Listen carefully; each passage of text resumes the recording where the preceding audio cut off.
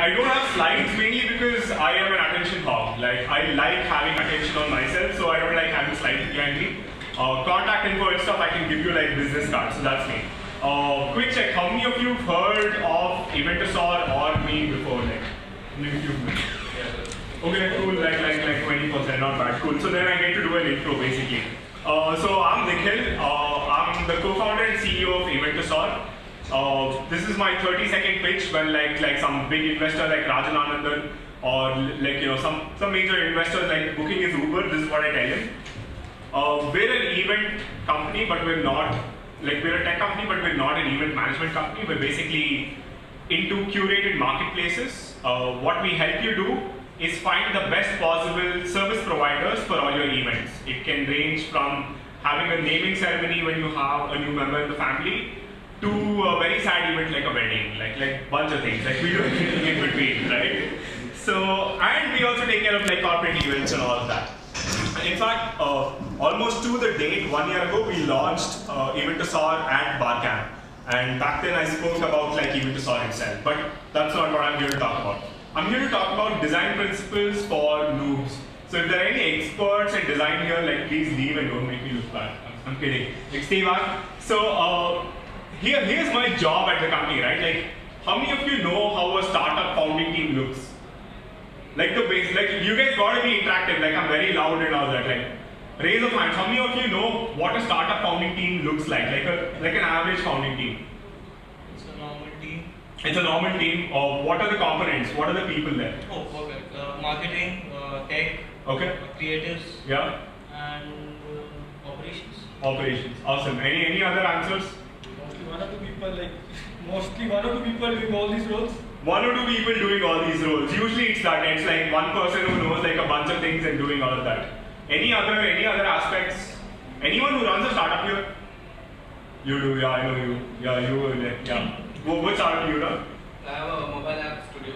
Okay. We develop mobile apps. Awesome. So you have developers in-house, obviously. What other roles do you have in your founding team? We are still looking for a business development manager.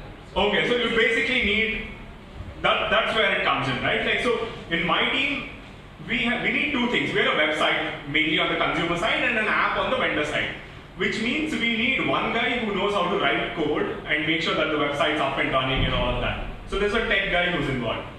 And then there's a person who makes these things look good. The app needs to look good, the website needs to look good. There needs to be like a nice logo that can go on a cheap t-shirt like mine, right? And that guy is important too. So that guy is the design guy. Now, the tech guy speaks a very different language, and the design guy speaks a very different language. That's where I come in. I'm the third guy. I'm the guy who translates between these two. There's a guy who has all these design ideas, creates designs, and there's a guy who writes code for these designs. So the business development person you're looking for probably needs to be a guy who can speak both languages, right? So in the last year, what I've learned is how to pretend to know both tech and design in a decent way, so that I can come and like talk to a bunch of people and act like I actually know tech or design, which I actually don't. But here's the thing, when it boils down to everything, if one of you is to walk out of the room within the next 15 seconds, and if there's only one line you need to take away from here, that line would be, talk to your users and do what they say. As simple as that. No matter what product, no matter what service you're building, always know who you're building it for. What is the end goal of that? And as long as you know that, as long as you know what your user wants, and this happens only by talking to them. No one's going to tell you directly. You've got to go actively seek out these people, talk to them, figure out if they like something that you're building, figure out if they actually need what you're building, and then go forward. So that's the basic funda of it. Let's start with what design principles some of us can take up. So for that, I need to know what kind of backgrounds you guys come from. So how many of you are students here? Awesome, really cool. So what kind of jobs are you guys looking for once you're done with college? I'm sorry? Satisfying jobs. Those are hard to come by the way. Yeah. A little more, like, are you guys looking to like build products? Are you guys looking to join companies and be like bench warmers? Are you guys looking to like intern somewhere now? What are you looking for? I need loud voices from the audience. You can use the mic, I'm not using it. Build products. Build products? Awesome. What kind of products? Like, what's a company you really like right now? Okay, so right now we have this idea of doing bike. Building an electric bike, okay? So it's the first of its kind in India right now. Awesome. It's been ideated and we are applied to the incubator center at college and we've been selected. So it's going to start up in May 2nd. That's really cool. So let's take electric bike as an example, right? So I didn't catch your name, my friend. Rahul. Rahul. So Rahul and his team are looking to build an electric bike, and then right now at the ideation stage. Now, here's an important part of design which everyone can do, all of us can do. Let's do this as an exercise as a team, like all of us here. Who is Rahul building the electric bike for? Who's the user? Let's do this. Let's give the user a name. Sorry, Nikhil. Awesome. Okay, my name. Cool. So Nikhil's the end user, right? Like Nikhil is the end user, and Rahul is building a bike for Nikhil. Let's now figure out why Nikhil would like that bike. Like, why would Nikhil want that electric bike? What are the characteristics of Nikhil? Let's start describing Nikhil. It's low cost. So Nikhil's a cheap ass. He does not want to buy expensive bikes. He does not want a Pulsar 220 DTI which costs 1.5 lakh rupees. He wants something cheaper. And when he buys a Pulsar or a Harley or like an Enfield, he's spending money on fuel every time. Petrol is expensive. Every government only reduces the price only during elections, so he knows that. So Nikhil's a clever guy now. Right? From cheap ass, he went to like clever. Basically, he wants to spend money only on electricity, which already Bestcom's ripping him off, so he knows that. Cool. So that's one characteristic. Next characteristic. Why else? I'm sorry? Style. Yeah, so it's a style statement. Nikhil thinks he can like show off. Like there's a bunch of girls in the audience who actually think electric bikes are cool. So he's like, if I like go to a movie, I'm watching like I don't know, Suicide Squad in like Urvashi Theatre, I go to park my electric bike, I'm standing there with sunglasses. Girls are going to walk by and say, hey, Dodo, like cool bike is here, like who's this guy, sort of thing, right? So there's the coolness factor to it, like to impress people and all that. Next, what else? Eco-friendly, right? Nikhil might be a hippie. Like he might be this guy who like eats vegan food, who doesn't litter, who's like basically non-Indian in every possible way. He grows like a beard. He walks around like using products to like shape his beard. He doesn't like, he eats only like organic food. He's very eco-friendly basically. Doesn't drink milk, drinks almond milk so that like no, like he watched Cowspiracy recently, something of that sort. So that's Nikhil, like. So we now, we feel like we know Nikhil better now, right? Like Nikhil likes his money, like it's dear to him. He wants to save some money. He wants to be kind to the environment, which means that he's going to make sure that he doesn't litter and stuff. He already knows like what's going to happen, what's not going to happen. No fossil fuels for him, basically. Next, he wants the coolness factor. So we know that he wants to impress people. We don't know what kind of people, but in his mind, he thinks electric bikes are cool. So there's a coolness factor involved, and he thinks of that. Anything else we can think of? How can we make this person more real? Affordability, right? Like how much money can Nikhil afford to spend on a bike? Like every time you're building a product, know exactly how much of an income this person is getting in. Now, a guy who's building a Harley Davidson is not thinking of a customer who earns 3.6 lakh rupees per annum by working at TCS or Infosys. That's not the guy who's buying a Harley Davidson. Who's buying your electric bike? What kind of a person is he? No. Yeah, it could be like so personas. So what happens with personas is there are two ways of going about it. And the easiest way to go about it is if you yourself are a consumer. Like for example, with most large companies you will find this, and with most startups too. Like when I started Eventosaur, it was out of a very personal problem that I had. I had an issue with planning events. And so, like I knew that the person was me. If I build a product that I would use, then I'm good to go. Like that's one persona that we had. Now, if you're building an electric bike, and if that's something that you yourself would buy if it existed on the market, then you already know who you're building it for. So, income group is another important thing. So, when you're going for a persona, make it as whole-rounded as possible. Like it should be a very holistic approach at knowing this person to the core. And don't make it very vague because that dehumanizes it. Like I've seen people creating personas where they're like urban dweller who earns between 5 to 10 lakh rupees per annum, who stays in a large apartment or gated community. I'm like, fuck that, I don't understand that.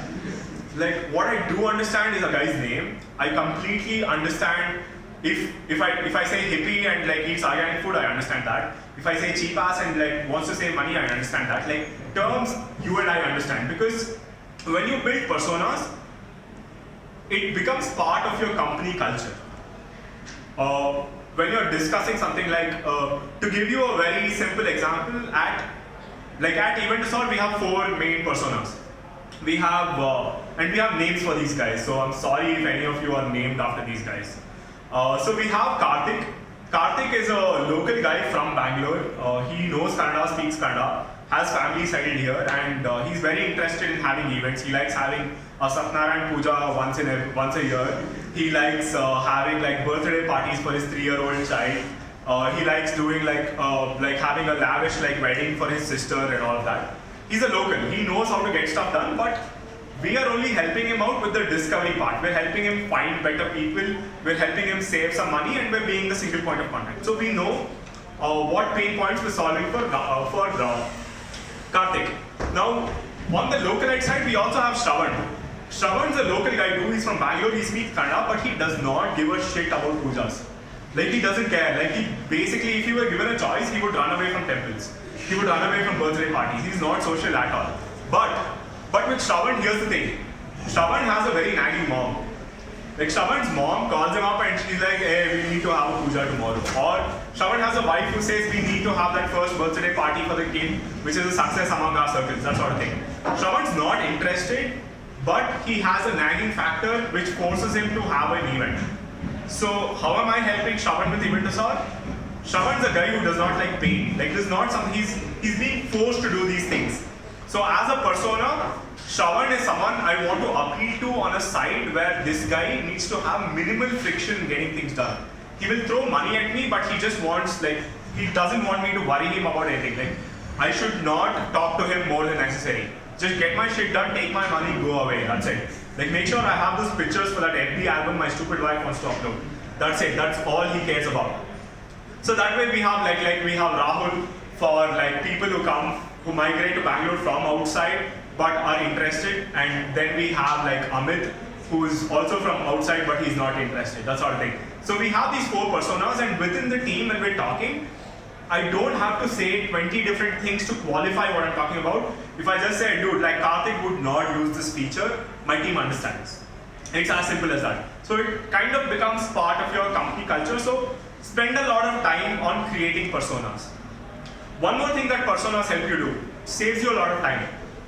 There are a bunch of times when you create haphazard personas only to realize that you took something that was very vague, something that was very broad, and the whole thing might not fit in. I'm sorry for the innuendo pun, whatever, but like, yeah, just make sure it's very niche, make sure it's very specific, make sure it's something you and your friends understand very well. By friends, I mean your team, but yeah, you can be, yeah, basically that. Cool. And once you create the personas, then comes the next part. Why would this user use it? So let's take the electric bike example, how we went about it. The way we went about the electric bike was we said, alright, Rahul's creating an electric bike, why would Nikhil use it? Right? The first question when we answered, so which is the biggest reason that stood out for you? Anyone? Like, what's the biggest reason? Why would like a person buy an electric bike? Number 1 reason. Sorry? Economy. Cool, that we can take that. Economy. Okay, why economy? There is no recurring cost. Awesome. There is no recurring cost. Why does that matter to him? He likes to save money. Likes to save money. Why does he like to save money? He doesn't have much money.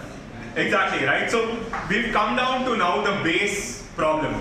He does not have much money, so he wants to save some money. So he wants to cut costs, and this is not a guy who's looking for a luxury item. So now we know where to segment this product. Now when we know that he's buying this to save money, we know that there's a decision that this guy, this Nikhil, has to take when he's buying the bike. Now at this point, how would you think pricing this bike would help? Like, how would you price the product? Should be good brands. Should be? Should be good BFM. Yeah, it should be good VFM, but like, how would you price it in income? So for example, for 60,000 rupees, you get like a Splendor or something, I think. For 90k, you'll get a Charisma or a Duke. Come in. You get like a Charisma or a Duke or something, and like for 1.2, you'll get like some like a lot more. Like I can't ride a bike, by the way. So like something more fancy you'll get. Okay. But if you price it at 80,000 rupees, what do you think is going on in the mind of this guy? You compare to the other options which are cheaper. Yeah. So even though your math tells you, like you as a producer of this bike, you would make the math work and say if he's spending 60,000 now, and he's spending like 20,000 on petrol over the next like year, instead of that if he just pays us 80k, he's sorted, that sort of thing. That guy's math is going to be different. So when you're pricing it as well, when you're pricing your product, when you're figuring out what to market, how to brand it, your personas become important. Because when you're creating your ad, when you're creating a campaign, you know exactly who your target user group is. Now, how many of you are from CMRIT? Awesome, cool. So the sandwich shop that's outside. Like, do you think that guy would be successful if he made bisi beda baat and masala dosa? Would he be as successful as this? Like, I see a lot of like queue and like this rush there all the time. Why is he selling these things and not like bisi beda baat and pongal and like masala dosa? Even though it's in Bangalore. I'm sorry? You get that on the first one. But is that guy more successful or this guy? Down guy. Why is this guy more successful? His target audience is Yeah, so he knows that like most of you are like rich kids who probably migrated from like outside Bangalore. You don't want to wait for like 20 minutes to eat something you can't pronounce. So you'd end up eating like a sandwich is good. A smoothie is like good to go. And a Maggi is like a 2-minute thing is what it's marketed as. Even if you have to wait 10 minutes, in your mind that's fast food. And for 50 bucks you're getting like a half stomach full or whatever. But you'll go there. You'd rather go there than have like an Adidas outlet where you have to go stand in queue and get like pongal or like bisi beda baat, right? So what did that guy do? Even though he didn't like study like management or something, what he did was he figured out what his target group is, what his target audience is.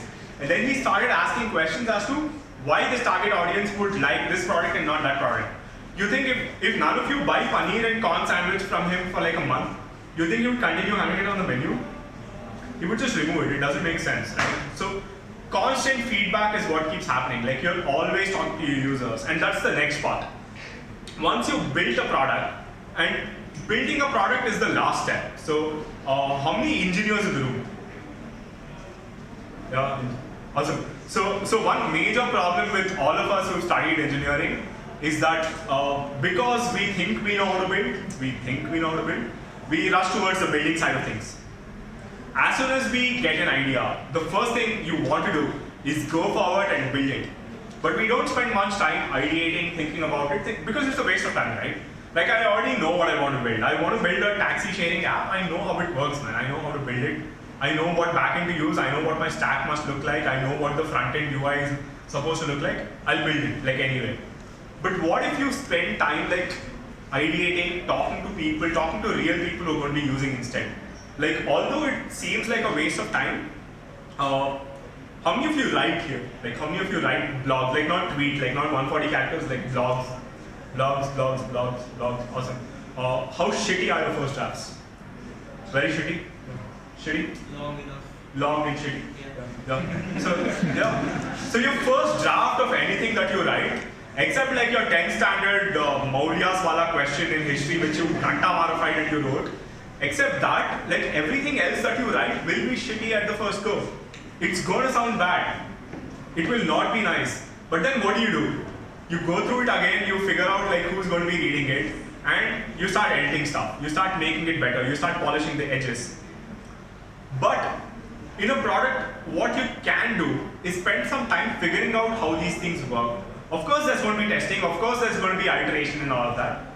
But spending time before you start building makes sense, and that's where the concept of design sprints come in. How many of you are familiar with the concept of design sprints? Two? Anyone else? You're from my team. You're like, yeah, you, not you. Like the guys in blue team, like the cheap t-shirts are like.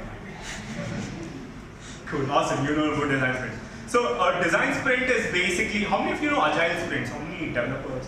Where almost same people. So a design sprint is basically using agile sprint principles, which basically means doing something fast without having to build stuff. Like let's speak in noob language. Let's not worry about like high level stuff. So before you build something, you ideate, you test, and then you push it out. As simple as that. So in a way, that's prototyping. You're basically prototyping what you want to do. So let's take an example of the, like electric bike is hard to prototype, by the way. But you are prototyping it, right? Yeah, you are. How much money are you spending on prototyping? Like if that's a public thing that you can say. A lot of money, right? But if you were to go into production directly, how much money would you spend? Reduced by almost 30%. I'm not saying per bike. Okay. I'm saying like production. A lot. Yeah, a lot of money. And if then you found out that people don't like the flash symbol of the bike, but instead prefer like having like the burning emoji of Tinder or something of that sort, then like the cost, you would be fucked, like basically, right?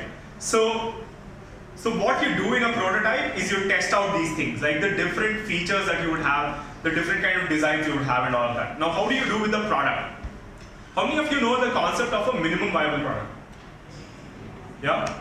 So what would a minimum viable product for a car be? Like if you're out to build a car for commute from place A to place B, what's a minimum viable product?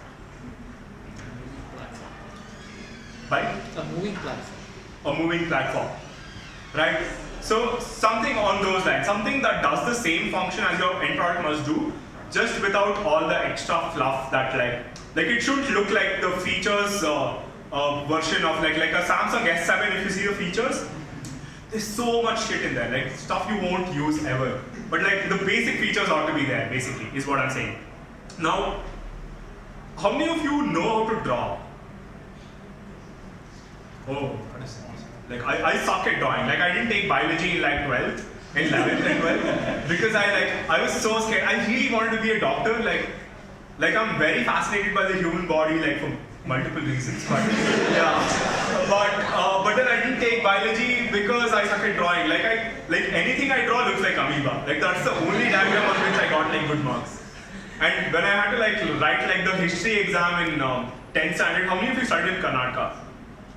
We had that India mark you have to draw, you remember? I took like the 2 rupee coin and went and I still lost marks on that stuff. Like that's how bad I am, right? So I don't know how to draw. But when we now have design sprints at Eventosaur in office, I do end up drawing because as cliched as it may sound, it's easier to give your ideas a shape by drawing. Even though I'm a very verbose guy, as you might have figured out by now, I use a lot of words. I have no problem with speaking. I was usually kicked out of class because I spoke a lot. But even though I know how to write things, I can write in a very descriptive way. If I have to show a screen to my tech guy, I can't tell him, so what I'm imagining is a login screen that is so magical that you click this button and immediately there's a transition into a page where the logo is shown. Like that's stupid. Like all I can show is like I can draw like one box and say login, one button, and then logo here. That's it. As simple as that. Basic drawing, like caveman level, like go back to the basics. Like anyway, we're eating paleo and stuff like cavemen, so like might as well draw like them as well. So drawing is very important. It's something I've learned very recently. Now, how we go about a design sprint at Eventosaur is this. First of all, we make the team very flat. Even though I am better than all of them, I tell them that I am also at your level. I'm kidding. So like they pull me up to their level and they say it's okay. You can sit at the big boy table now. You're allowed to talk to us. And all of us sit down and we start figuring out what problem we're trying to solve. And there are 3 magical words that need to go before any sentence when you start doing this. The 3 magical words are how might we, right? When you're solving a problem, when you want to solve a problem, you start off with a how might we question. So in Rahul's case, how might we make an affordable 2-wheeler that runs on electricity? As simple as that, right? For us, it was how might we make event planning simple and hassle-free. So all of you as a team, like sit down and start writing like how might we. Like DC, you play DC. Were you a guesser or like a? Okay, when you're a guesser and you have a person you know like very well who's acting out, what do? You have your own keywords that you. Yeah, and you start shitting stuff out, right? Like as soon as that guy goes like this, you're like Shah Rukh Khan, Salman Khan, no, like Mohabbatein, like you just go like non-stop. Yeah, all of that, right? So when you time frame yourself, when you give yourself 10 minutes to think, when you give someone like 45 minutes like you're giving me now, you get like a lot of vague stuff. But if you give me like 5 minutes, like it's going to be like super concise. Like I'll just tell you what is exactly essential and you'll just get that, like nothing else. Same thing happens when you're ideating. When someone tells you that within 5 minutes you need to come up with a solution for something, it's very likely that you will come up with something a lot more creative than something that you would spend an entire day on. When you have constraints, it actually helps you. Cool? So that's one funda. When you sit down to ideate, start doing it separately. Not as a team. It's a team activity, but do it separately. Because then you realize that there's someone on your team who's probably not a designer, and that guy comes up with something that's phenomenal, which the designer or the tech guy could not come up with. And I don't know how many of you will get to deal with designers later, but I love one thing about designers. Designers love dumb people. Like, have you, I'm serious, I'm not even kidding. Like, go to a tech person. A tech person only wants to talk to someone who understands, okay, you're building on Python, okay, Flask or what, Django, what are you using? And that person needs to understand. Only then that person will be like happy talking to that person. You come to speak to one business, sales, marketing kind of person. If you come to me and you talk to me and I'm like, yeah, anchoring is a major issue and you don't understand that, I'll be like, what is this macha? You don't know even basics times. So like, we're not noob-friendly people, but designers, it's their job to make dumb-proof products. Like, to make it in such a way that, like when I'm like designing my product, I kind of make sure that my dad can use it like very easily. I'm not calling him dumb or anything. I'm just saying I am dumb and I probably got it from somewhere and my mom's intelligent. So yeah, that sort of thing. So when you start figuring out how to please every corner of your user base, when someone who has not seen your product like ever, oh sure. Those who have registered and not collected the food tokens, please collect it at the registration desk after this session. Thank you. Awesome. Food's important. Yeah. Where were we? So basically, designers like people. So for example, last year we came out with our first design of the product, and so when we launched Eventosaur, the website we went with was a JPEG image. It had like a diya on it, and it said, "Need help with traditional events? Call us." And my phone number was there, like my personal phone. That's it, like nothing else. And because we were like jobless people, we had a lot of time. So on Twitter and Facebook, we created pages. We went and begged our moms and their friends to like those pages and follow us on Twitter and stuff. So we got like some decent number of people who saw it. And within a week, we made enough money to buy ourselves beer. So once we did that, that's when we realized, all right, there's a real problem and we can start solving it. Now, when we started coming out with the designs and like figuring out how the website works, how the planning page works, how the homepage should look, what we did was what we thought was best at that point. And we knew it was shitty, like we knew it's not good. So we started talking to people. We met people like Chetan. We asked him like, Chetan, can you can you book like a group here? Let's assume he runs a startup, so I can assume he's like, yeah. So I just told him like, let's assume like you sell your company and you're like, suddenly you're a rich person and you can like start like, having like a group. Can you like go ahead with this entire flow and build like the entire order on my page? And you start observing these people. Now there are two things that can happen when you're doing user testing. If you're a person like me, one problem is that you start selling. Like observe the number of times I've plugged my company in this like speech which I'm not prepared. So I am a natural salesperson. Like usually if I get a chance, I take Uber Pool and Ola Share and like Ola Shuttle and all these things, because I find people in enclosed spaces who are forced to listen to me talk about events. They can't run away. Like you're stuck in Silk Road and you keep like talking to these people, right? So that's me. And one problem with me when I'm doing user testing is like I'm very tempted to sell my product, but that's not something I should do. When I'm testing you, when I'm asking you for your opinion, for feedback, I should not be asking you to use my product or selling my product to you. I should just be very thick-skinned, open-minded, and open to any sort of feedback that comes in. So now what I've learned to do is speak less. I know, it's hard to believe, but I've learned. And I speak less, I ask fewer questions, I allow users to talk more, and just observe their behavior, right? Like, if something pisses you off, your face is going to show it. If you don't understand something and you're confused, your face is going to show it. So I take videos. I've now become the silent creepy guy from the talkative creepy guy. So I've become the site TV guy. I like watch you play around with the site, figure out what's pissing you off, what's not pissing you off, where the delight factor is, like what makes you go, oh wow, I didn't expect this.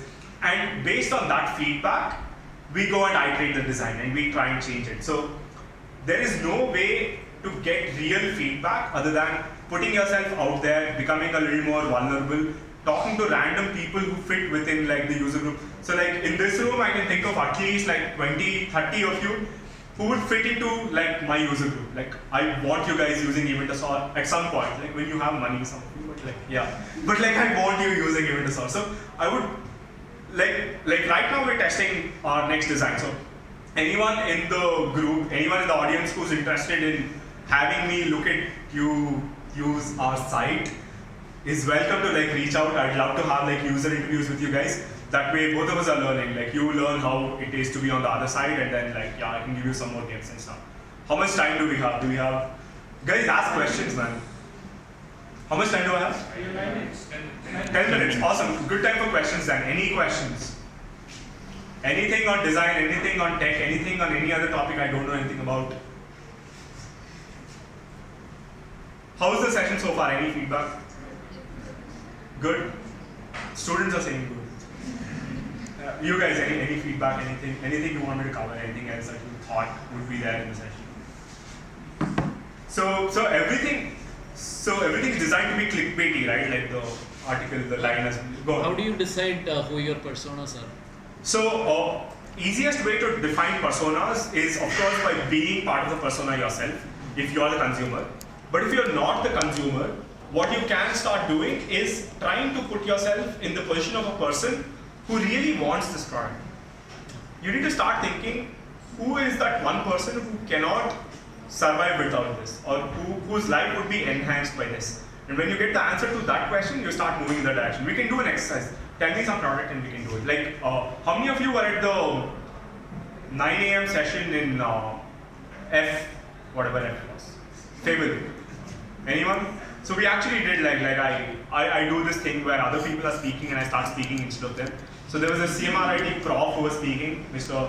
Sanjay. You were there. Hey, awesome. So you saw me do the whole electric brush thing. Yeah. No, it's not what you think it is. I did not do that with an electric brush.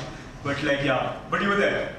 Awesome. So we can do something like let's come up with like another product. Like tell me what product you're thinking of. No, we have specific products for our volunteers. Okay. So we have a app to mark attendance of students and. Okay. So let's do that for that then. Like tell me one app and let's build a person. Let's build it as a group. Yeah. So basically, we are an NGO that teaches kids in shelter homes. Okay. So our volunteers go there to take classes. So they mark the attendance of the students and people who went, the volunteers who went there. Okay. So this is a mobile app. Yeah. Wherein, so the interface I'm assuming looks something like this. There is alphabetical order or roll number wise. There's names, and then there's a attending, not attending. Like. Yeah. Actually, a little different, but continue. Like, No. Tell me how does it? So there's a participation level. If you mark it, that means it's attended. If you don't mark it, it's absent. Participation level as well? So how participative the student was. Oh, okay, like that. So when you first told me attendance app, the thought that came to my mind, and he's recording this, but this is really creepy. So the thought that came to my mind is Tinder. like you have kids' pictures, you right swipe if they're in class, you left swipe if they're not there, and realize it sounds really bad, but I said it anyway. So yeah. So but the person who's using it, the persona is that of the volunteer basically. The volunteer is probably a person who has free time, who has a full-time job, and can afford to have a job that does not pay him or her. So which means this person has a decent smartphone and not like a Micromax or like it's not a feature phone at least. It's at least it's an Android Usually phone. our people are students. Our volunteers are 70% students. 70% students. So students still have Android phones because most of these people are trying to buy electric bikes to woo others. So they have some like coolness factor involved there. So these guys have an app and they have phones. So you have your user persona as people between the ages of 18 to 27. Would that be fair? Because after 27, I'm told you don't have the time to go and volunteer and stuff because life becomes, let's not go there. Yeah. So, but 18 to 27, you want to be a nice human being basically. So 18 to 27, you have an age range. Next, you know that these people are free on weekends. I'm assuming this is on weekends. So these guys are free on weekends. And you're also assuming that since they are volunteers, these are not people who are these are people who are spending money on the data packs themselves. So it can't be something very data intensive. And since these are people between 18 to 27, on weekends they probably want to go catch a beer after like 5 o'clock or something, or like go have a coffee or something. They're not going home till 10 p.m. So your app should not be battery intensive, right? And what else can we think of? These guys are using, so if there's a way that can make them better at their job, that should also be, I have 5 minutes left, awesome, thanks. So if they can make them better volunteers, what else can they do? Now a child would be really impressed if I knew her or his name. So if there's some way for me to know, like not just participativeness, but have some sort of analytics I can go back with, so that like when next week I can say like last week you were very attentive when we were talking about like object-oriented programming or whatever you can teach there. And I'm just trying to sound smart, like don't like that. Yeah.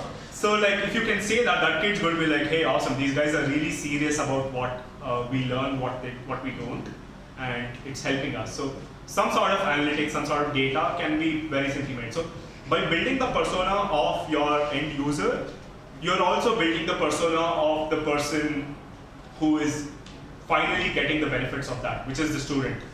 Like again, time for a plug. So when we start like thinking of personas, we also have personas on the vendor side. Like if I'm thinking of building an Android app for like a Pandit, a Pujari in Bangalore, I am also thinking about not only how can I make his life easier, but what is this guy's main motive? He wants to make more money. Like just praying to God won't give him money. Like you have to go and put like money in the hundi or like aarti like plate for him to like eat basically, right? So and who's benefiting from making this guy more punctual? Like if I make the Pujari guy punctual and make sure that he's at your home at like 6 a.m. sharp, it's making a bunch of people, including you, your family, your guests, everyone happy.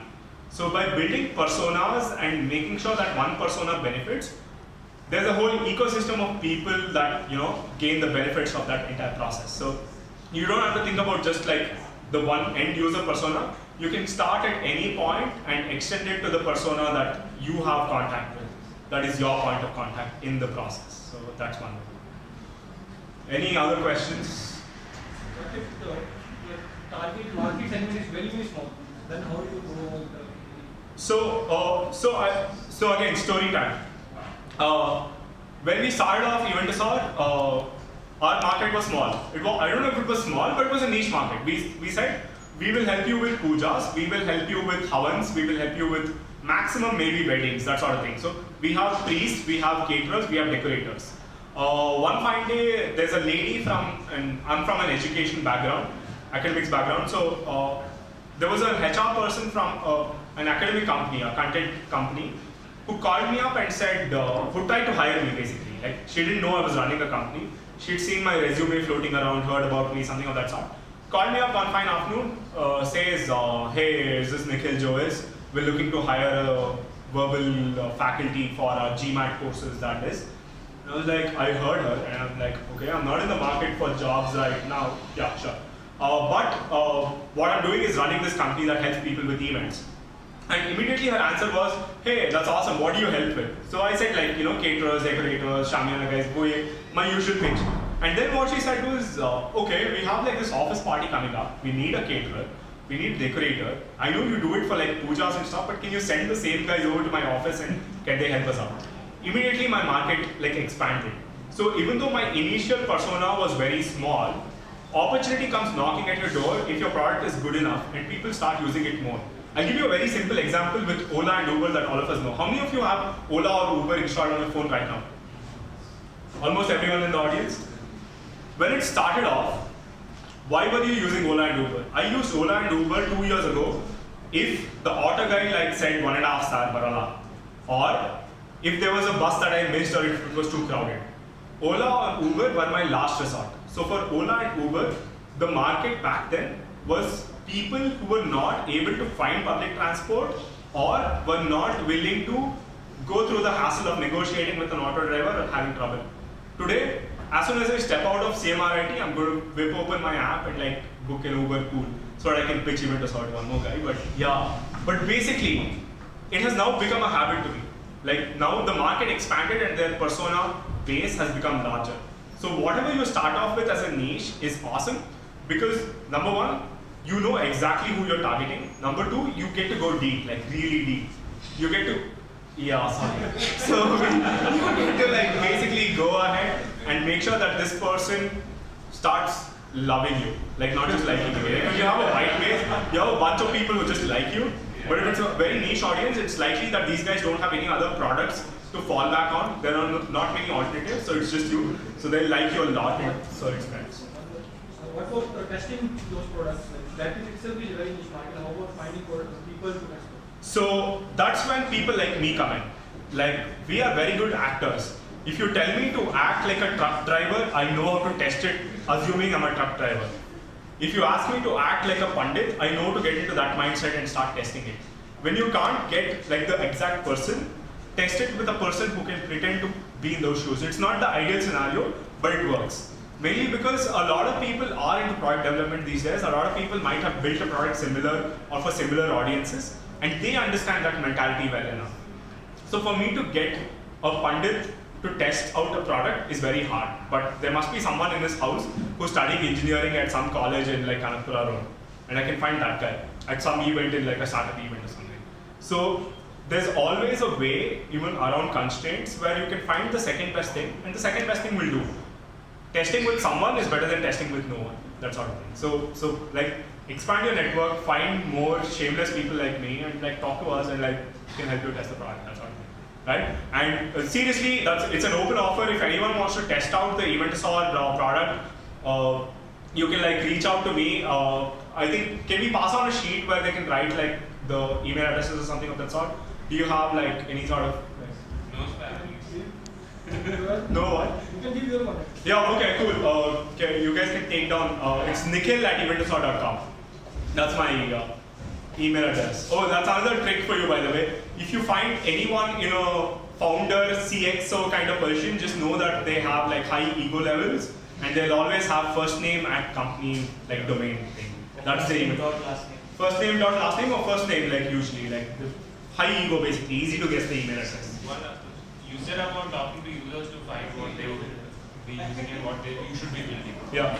Do you not build predicting there? So like basically, do you not predict what they might need but they don't know? Yeah, so there is some. Do what Steve Jobs did? No, so Steve Jobs assumed people did not know what they want, and that's a rare thing, like to assume that people don't know. I'm coming to you next. But there's always this thing. This is where it helps if you started off with your own personal problem. So you can start off with assuming that there is a problem, and then ask people if they want that problem solved. And from there, it's easy to go. The Steve Jobs way is hard because then you have to assume that there's a need that no one's created. But it also opens up a lot of new avenues that you did not. It does certainly, and if you have the time and the resources to go about something that no one's ever thought of, then yeah, that makes sense. But otherwise, it makes more sense to have a personal problem which you're building on and then talking to users about. Yeah.